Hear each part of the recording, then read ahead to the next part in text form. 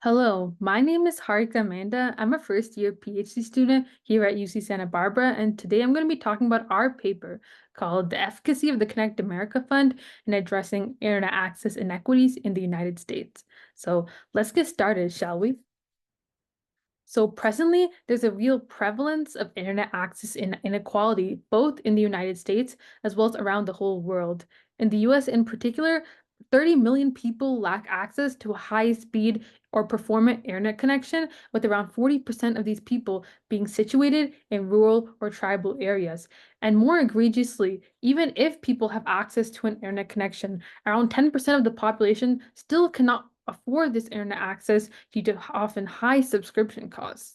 So this leads to a situation where there's a real marginalization of underprivileged groups in a digital society, which is becoming more and more reliant on the internet for day-to-day activities. So what can we really do about the situation, or more particularly, what can policymakers do about the situation?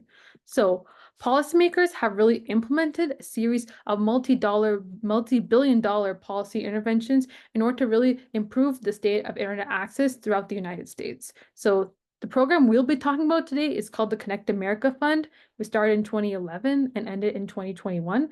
But there are other programs such as the BEAD program, which started recently and has 4 times the funding as of the CAF program.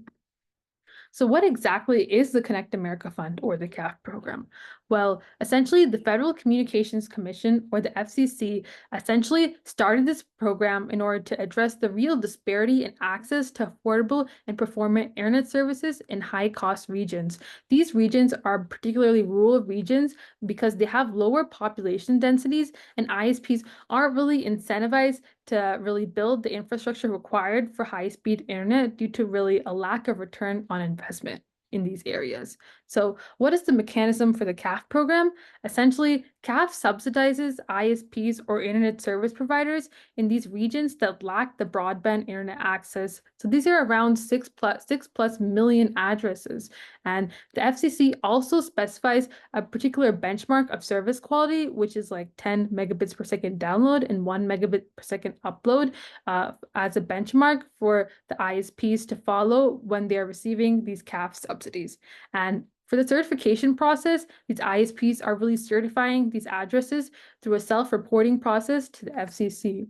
So now that we have seen what the CAF program is really all about, how effective was the CAF program in expanding internet access in the first place?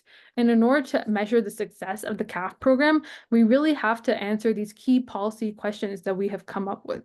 The first question is, are these ISPs really truthful about the addresses they certify as served? And question 2 is, are these ISPs always compliant with the FCC's service quality and rate requirements? That is the 10 megabits per second download and the 1 megabit per second upload. And the final question is, are the regulated monopolies created by the FCC by subsidizing the ISPs better than a normal unregulated monopoly? So this brings us to the fundamental issue, that is the relationship between internet service providers and policymakers.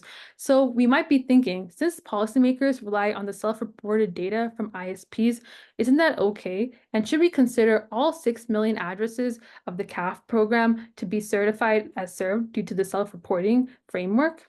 However, unfortunately, there have been many instances with these headlines I'm showing you of ISPs really overstating their coverage and really admitting to lying to the FCC about their coverage.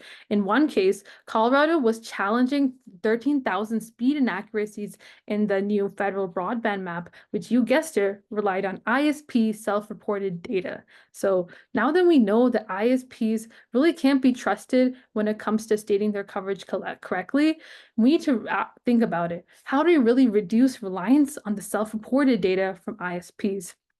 So we can address this by leveraging our previous work that is built on the broadband plan querying tool, or the BQT tool.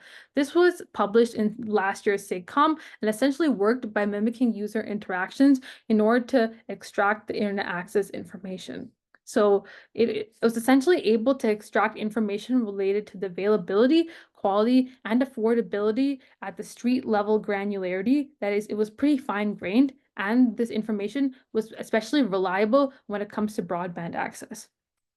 So now that we have this BQT tool, how can we really assess CAF's true success? So essentially what we did was we did an apples to apples comparison by comparing the certified data set, which is basically the ISP self-reported data set, as well as the advertised data set, which consisted of all the extracted information using the BQT tool. We created this data set by figuring out what addresses to query by basically targeting the top 3 ISPs of CAF, AT&T, CenturyLink, and Frontier, and a smaller ISP called Consolidated, which altogether covered more than 50% of the CAF addresses. And we also selected 15 states for a more geographically diverse set of data. And in our sampling strategy, we essentially randomly chose 30 plus addresses, or at least 10% of the addresses at the census block group level. And we're essentially using these addresses, we're able to curate around 687,000 street addresses using the BQT tool, with around 537,000 of them being CAF addresses and 149,000 of them being non-CAF addresses, in order to really answer the third question we were talking about earlier. So now that we have this information, let's talk about our first question. Are ISPs really truthful? So after collecting data using our BQT tool, we unfortunately found that there was an overall serviceability rate of only 15%. We were really surprised by this. And so we broke this down at the ISP level, and we found that egregiously, AT&T had a serviceability rate of 31%. That is, that we can infer that out of all the addresses that AT&T certified in the CAF dataset, they actually provide service to only 31% of them. In an ideal scenario, this should be 100%, because they're taking subsidies, which is taxpayer money, essentially, in order to provide the particular service quality. So we decided to really focus on AT&T due to their low serviceability rate. And we saw that AT&T received around $1 billion through the CAF program, and we broke down their serviceability rates at the state level in particular, where we found many states, such as North Carolina, Georgia, Illinois, and Wisconsin, having a really low serviceability rate. So we took the example of Georgia and wanted to see the addresses that AT&T served or not served and how they stacked up geospatially. So we created this heat map showing the serviceability rate throughout Georgia, and we saw that there was a really high serviceability rate in and around urban regions. And in this case, this is Atlanta, Georgia, which is a blue color, and it really shows a high serviceability rate. When we move away from these urban areas and we go to these remote rural regions, we're seeing the serviceability rate drop pretty significantly, with an often 0% serviceability rate in some census block groups. So what we can conclude is that AT&T unfortunately ignores the primary targets for the CAF program, that is remote rural regions. That was the main reason for the existence of this entire program in the first place. So let's move on to our second question.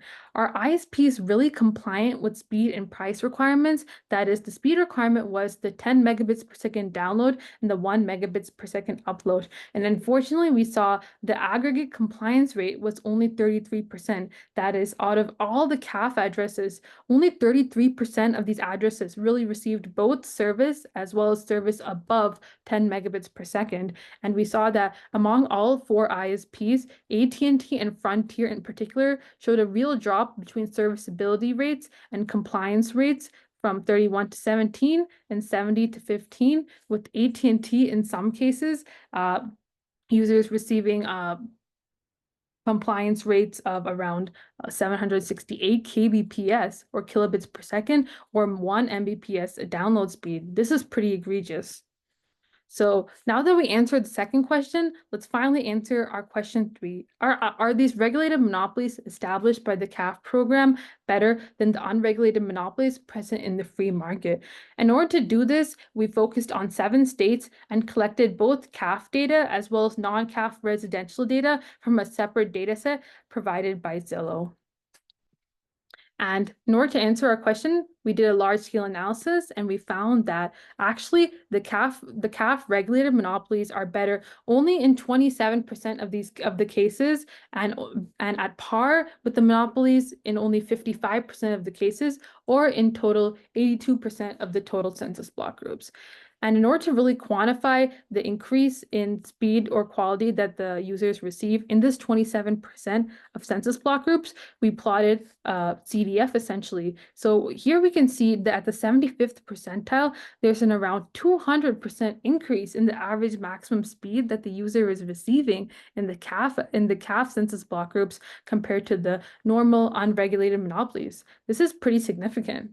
So in conclusion, we can say that the regulated monopolies are better than unregulated monopolies, but only in a couple census block groups where we can see that pretty significant percentage increase. So now that we did this in-depth analysis of each question, let's try and answer all of them definitively. So for question 1, are the ISPs truthful about all the addresses they certify as served? No, unfortunately, only 55% of the addresses we surveyed receive service from the ISP. About question 2, like, do the ISPs always comply with the FCC service quality and rate requirements? That is the 10 megabits per second download and the 1 megabits per second upload. Well, no. Unfortunately, the overall compliance rate for service quality was only 33%, when in an ideal scenario, it should have been closer to 100%. And finally, for question 3, are these regulated monopolies really offering a better value to users than unregulated ones? Well, we can say that users received an improvement in broadband service, even if it was inconsistent.